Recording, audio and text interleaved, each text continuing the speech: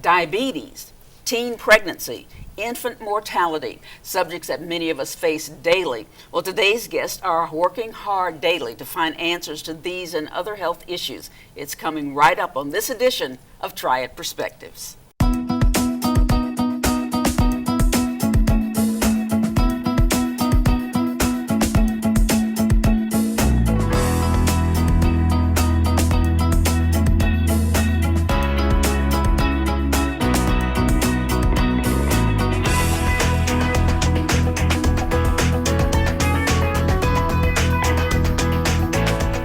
Here at North Carolina A&T State University and programs all around the Triad, folks are busy preparing for the future nursing students to handle old medical problems as well as getting ready for any new ones that may be coming up. My guests today are here to tell you what they're doing with their students, and we do have a studio full today. First of all, let me introduce you to Tiffany Morris, who is from A&T. Very nice to have you with us. Then Dr. Deborah Wallace from UNC Greensboro. And we also have Kathy Phillips from GTCC and Kathy Willard from GTCC. Wow, we've got a table full of knowledge here today. Let me get to some of my medical problems before. Just kidding. I want to find out how you all are connected, or are you, Tiffany? Yes, one of the ways that we're connected to UNC as well as GTCC is through the Union Square Campus initiative. Secondly, we have what's called a ribbon program, regionally increasing baccalaureate prepared nurses, and we're in collaboration with GTCC. So what happens is they graduate associate degree nurses, and then we have a partnership where those nurses come to A&T and finish their baccalaureate degree within 12 months. Wow, that's a mouthful. Yes. And a big job. Now tell me about the Union Square. Okay. Who's got the Union Square? Union Square Campus is a collaboration between all of our schools as well as the Cone Health System. And we have planned this program for building for about 5 years. And we have students from all levels of our educational programs. GTCC has LPN and RN students. A&T has RN to BSN and BSN students. And UNC Greensboro has both undergraduate students, but primarily our nurse practitioner and our nurse anesthesia and our executive leadership persons in our Doctor of Nursing Practice new program that we've just started. So obviously this program with the schools is much bigger than I thought it was. Explain the one at GTCC. Well, Guilford Tech has had a nursing program for many, many years, and we offer the practical nursing program and the associate degree nursing program on the Jamestown campus at Guilford Tech. And we graduate close to 100 nurses a year in the associate degree program and about 20 to 30 practical nursing students a year. So our involvement in both of these initiatives has been done in order to help our students progress in their education.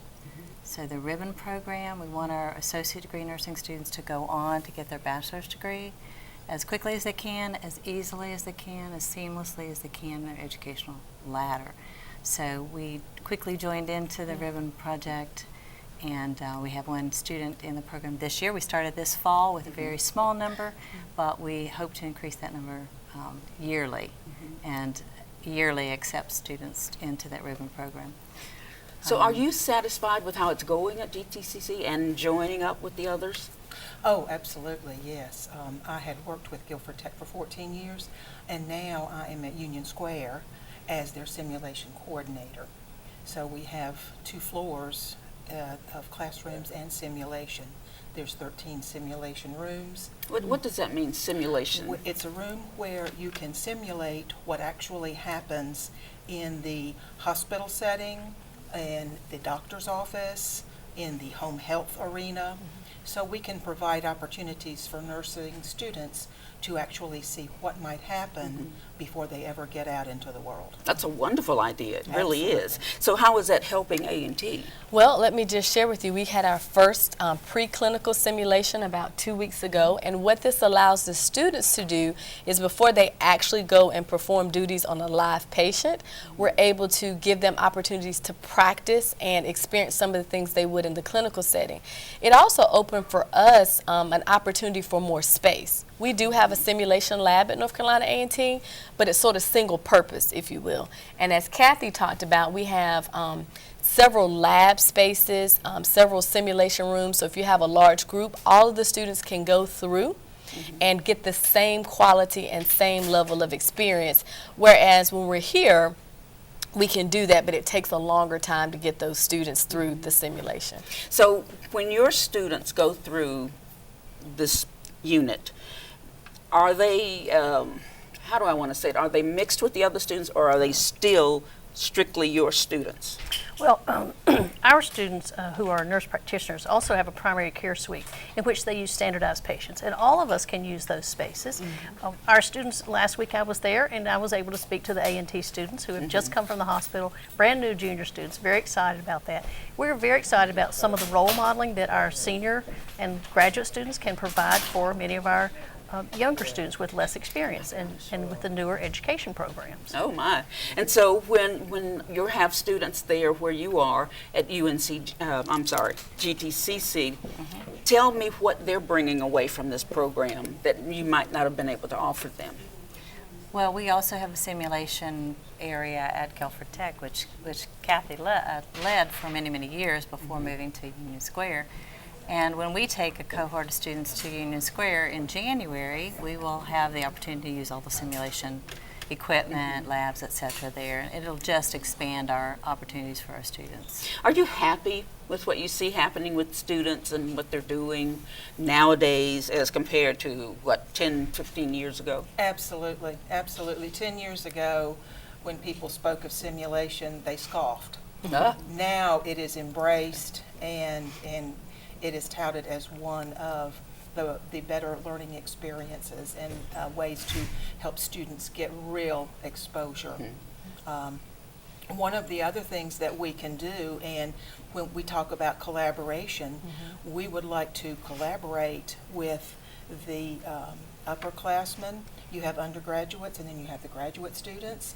And I think they can do a wonderful job with collaboration with the graduate students, helping to mentor and bring along some of those undergraduate students. So when I go to the hospital in 2020, I'll have some really sharp nurses there, right? We'd like to think so. And so do you refer to them as nurses? The students, nursing students, we can't refer to them as nurses until they actually take the licensure exam. I don't know if you've heard a lot of talk about the NCLEX examination, but our students, pre-licensure students, have to take that exam to be registered to practice nursing. I see. Which is very important. So when they're in the hospital, 10 years from now, you still refer to them as nurses, or do they have higher titles? They are licensed as a registered nurse by the state of North Carolina, or if they're a nurse practitioner or a nurse anesthetist, they have national certification for that, as well as licensure by the Board of Nursing for their practice. Well, I noticed when I've been in the hospital, different people wear different colors. Obviously that means something, doesn't it? It does. Typically, different departments in the hospital wear different colors for the purpose of distinguishing who they are. And hospitals decide. But the patients don't have a clue. No, but Not in general. it's good that we all wear name tags, and Yeah. it has our title, so that when you're in the hospital, patients will know who you are. I think the one thing that has remained constant is the wearing of white, though. When you see a person in white, in general, all white, that is a nurse. Now, there may be other colors that a nurses wear, but you won't see CNAs in white, meaning certified nursing assistants, or housekeeping or other departments. What happened to the little hat thing? I think it became an infection control issue. I Yes. don't know, ladies. It's on everybody's shelf. When I was young, you go to the hospital and nurses had on white shoes, white stockings, white outfit, and then a little white hat thing on their head. And here later, when I grew up and I saw nurses in colors, and I thought, well, that's not a nurse. Wrong, right? Yes, we wear colors now, but as Tiffany said, white is the predominant nurse color, absolutely. Okay, I'll remember that. And I hope all of our viewers will too. Yes. I certainly am pleased that you all are working together. Nothing's better than having someone to work with that knows the same that you know or more, and you learn from them. Thank you all very much for joining me today. And if you ever have anything special going on, call me. and we'll get it on the air. Thank you. Thank Thank you. you for having us. Thank you. Well, it's time for a short break now. When we come back, A&T's Biology Department is conducting an interesting research study, and they need your help. So stay here, stay tuned with us, and we'll be back in just a minute.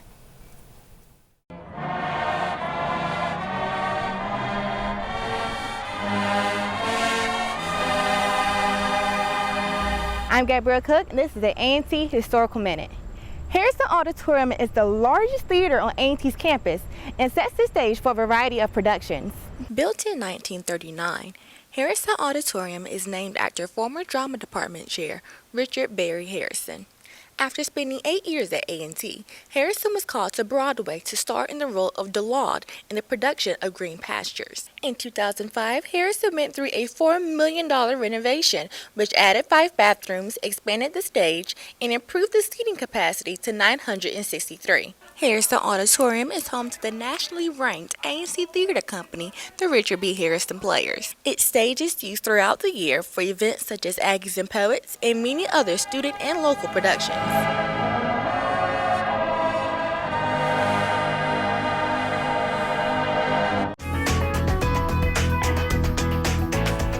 North Carolina A&T is looking for men who suffer from diabetes. The Biology Department has an initiative that could change many lives. My guests today are professors from the Biology Department and are here to answer some questions about their work in this particular area. So please welcome, first of all, we have Dr. Robert Newman. Hello. Nice to see you.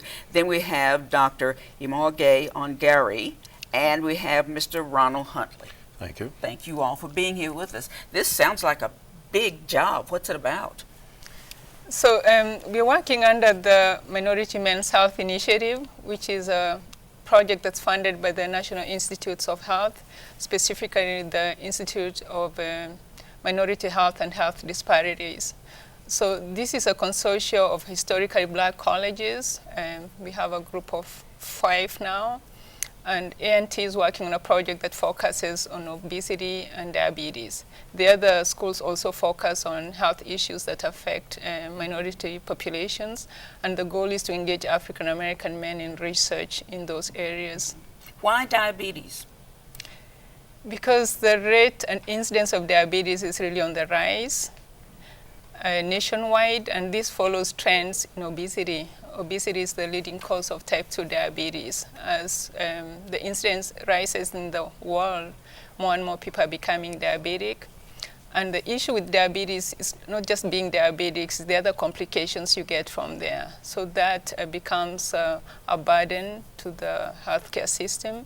It lowers the quality of life for patients and their families. So we really have to focus on making people more aware so they can be in more control of their health and reduce the incidence of diabetes and obesity in their communities. That's got to be a tough job. So how do you find the people that you work with?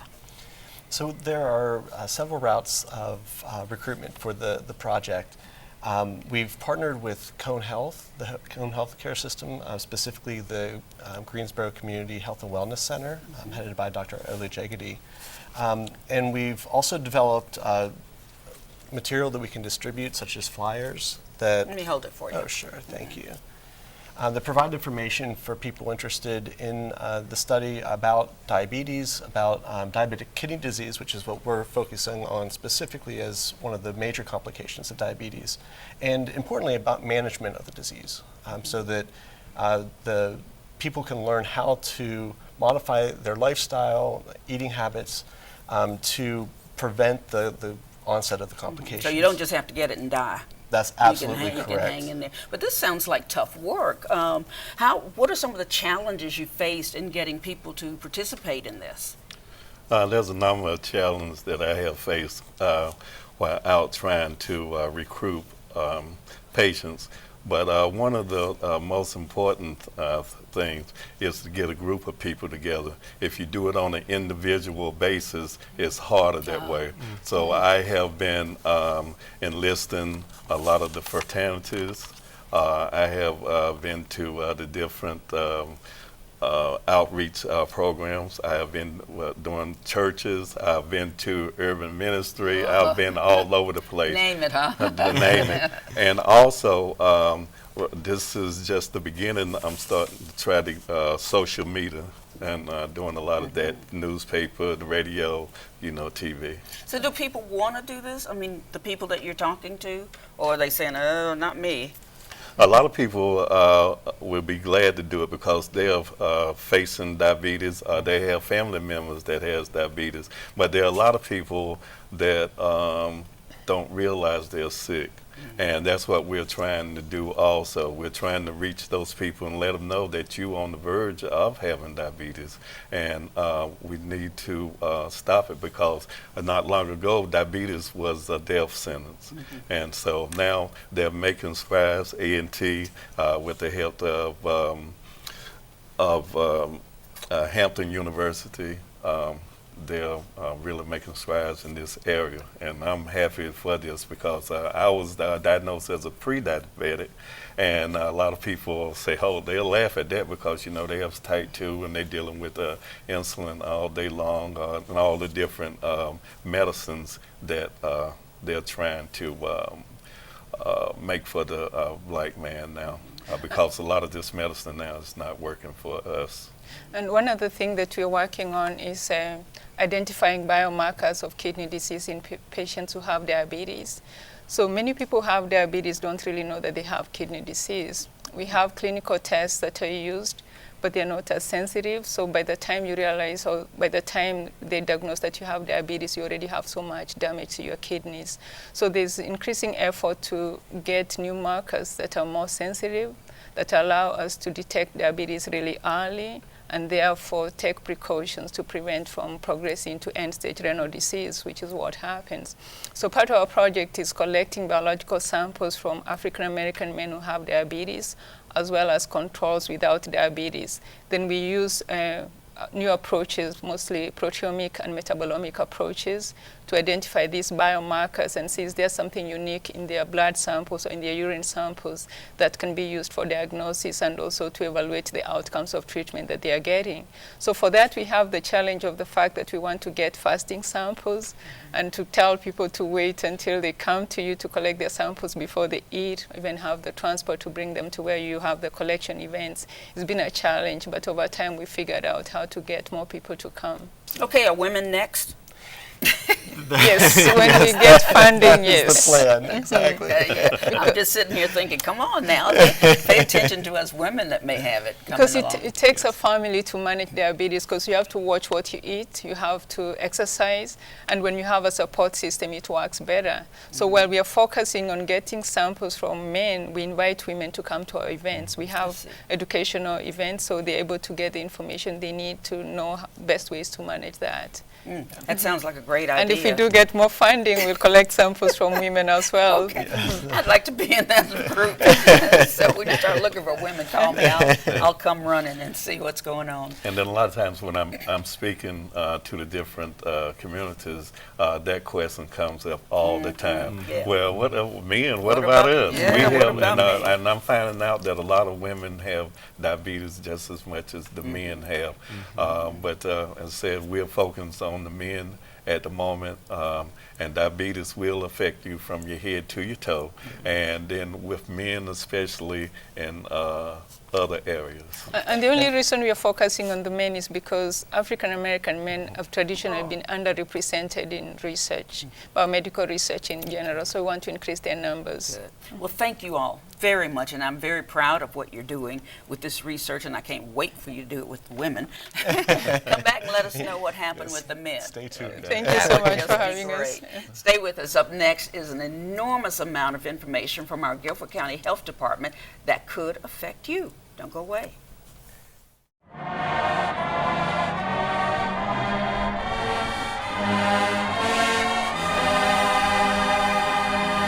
This is the North Carolina A&T State University Historical Minute. I'm Marilyn Parker. The Dudley Memorial Building houses more stone applications than any other building on A&T's campus. A sweep of 15 stones guide visitors to the main entrance. Built in 1893, the original facility contained a library, an auditorium, and administrative offices. In 1930, a fire led to a reconstruction, and the facility was renamed after A&T's second president, James B. Dudley. Today, the building is home to the Maddie Reed African Heritage and H.C. Taylor Art Galleries, music classrooms, and laboratories. The Dudley Memorial Building is located on the east side of campus, directly behind the statue of the A&T 4 and right across from Dudley Road.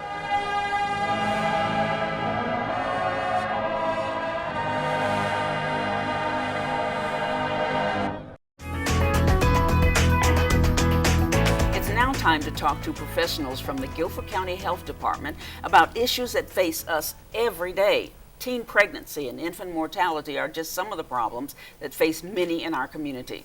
I'm pleased to introduce Judy Southern and Charmaine Purdom from the Health Department here in Greensboro. Thank you both for joining us. And that's right. I mean, that's something that is just, I don't want to say it's common, but it's not rare, right? The teen pregnancy and rates? infant mortality? Well, for teen pregnancy rates, Guilford County has seen a decrease in teen pregnancy rates. However, there's a huge racial disparity with that.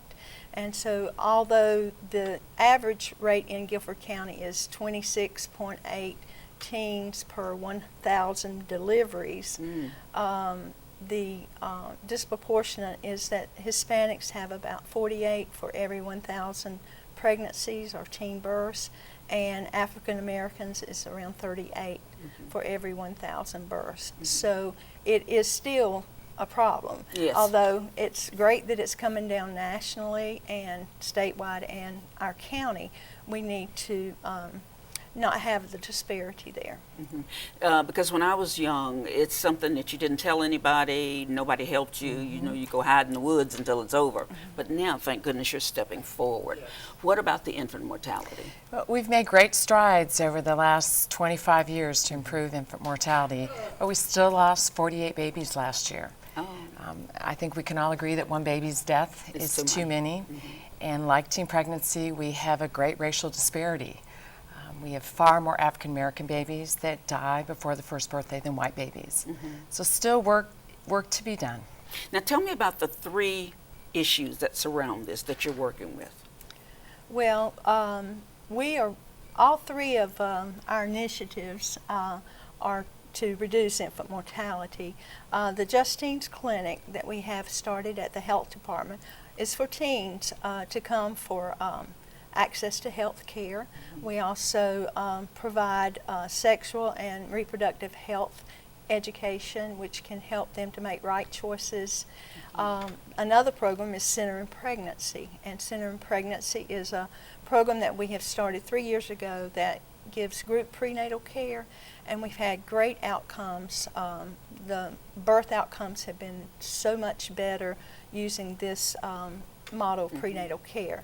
Well, you know, people used to hide it. Now they're not hiding it anymore. So how do you find the people that you help? Well, we have we have always seen for teens. We've always seen teens at the health department. Teens can come on their own accord. They don't have to have parental permission, although we encourage them to have their parents involved in their choices. So we have been working with teens for a long time. More is outspoken now than before, but we strongly encourage teens to delay sexual activity until they complete their education, and we've been doing that for years. For years, yeah. But now we do have some options to help them not to have an unintended pregnancy. What's the main thing that you're going after? Well, we want to eliminate, reduce unintended pregnancies, and we want women to plan their futures out and not have a pregnancy until they're ready to have the healthiest birth outcome possible. Bottom line, that's what it's about, healthy babies. So where do mothers of these teens come in? What are you telling them? Like, you know, how do you talk to your daughter? How do you... Oh, okay. Is there a way to help the parents prevent of that? teens?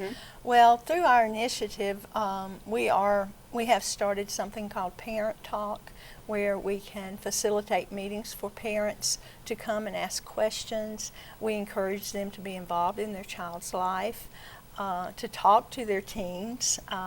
I think the teen years are a time where parents and teens kind of separate It's a and tough talking time. and spending time together. We strongly encourage that. We have a website for our Just Teens Clinic. It's teens.myguilford.com, and on there's several links to sites that parents can go to learn how to talk to their teens better. Because a lot of parents don't know what to say, or it's such a private, secret thing. They don't talk to their children about it. Or they don't talk to their children because they think that might encourage them to have sexual relations. But we do need to talk to them because we need to educate our young people on what do they want their future to look like? How can they plan that out? What is their reproductive life plan? And that involves preventing unintended pregnancy before they're physically and emotionally prepared to parent. Too late to do anything about it then. Right, right. We're reaching out to males too. It's not just a teen clinic for girls. It's a teen clinic for males and females. Glad to hear that. Right, Yeah. and like the educational piece that we offer contraceptive health, sexual health screening. Also, we do physicals for schools, and also immunizations or pregnancy tests, whatever the teen needs when they come. Teens somehow drop out of the healthcare scene because they're so busy with school, they're busy with just life in general, and sometimes they don't keep going back to their pediatrician like they should, and we recommend that, but we're there for them to access confidential and private. That's great. That is just great. Any other outfit or any other program you want to tell us about before it's over? September is Infant Mortality Awareness Month. Infant Yay. mortality is defined as the death of a live child before his or her first birthday.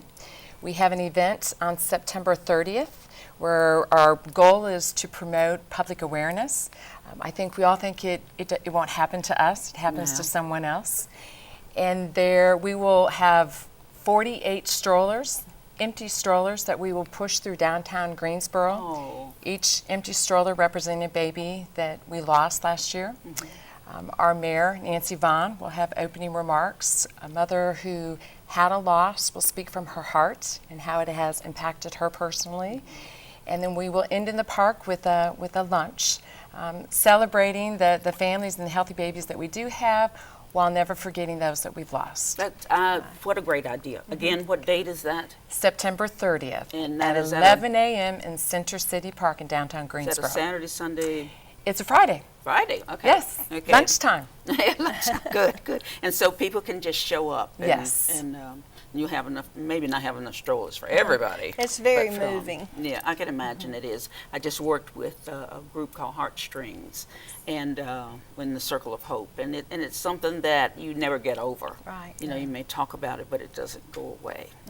And very much like teen pregnancy and infant mortality, there are societal ills, if you will, that have a medical consequence. And that may be in that unintended pregnancy, may be in that poor birth outcomes. But we've got a lot of work to do as a community, and it's going to take a community to make a difference. That's right. Hear that, folks? Okay, we're really going to need everybody to gather around for this and make sure that it doesn't happen again. Right. Thank you both. I Thank could you. sit here and talk to you for the rest of the day, but I know you got some teen pregnancy to deal with today, so thank you for coming you. so much. Thank you for having us. That's all for today. I'm glad you were with us. Now, you can watch us Saturday mornings at 10 a.m. on Time Warner Cable Channel 69. Also, be sure to connect with us on social media. You can like us on Facebook at Triad Perspectives. We're on Twitter and Instagram at Triad Perspectives _NCATJOMC. And you can watch this and all of our shows on our YouTube channel by searching NC Aggie TV. We'd love to hear from you, by the way. What do you like? What don't you like? What would you like to see on Triad Perspectives? We'll take your suggestions on our website. All you have to do is type blogs.ncat.edu/TV studio. Thank you again to all of our guests appearing with us today, and thank you for watching. I'm your host, Sandra Hughes. Have a great day.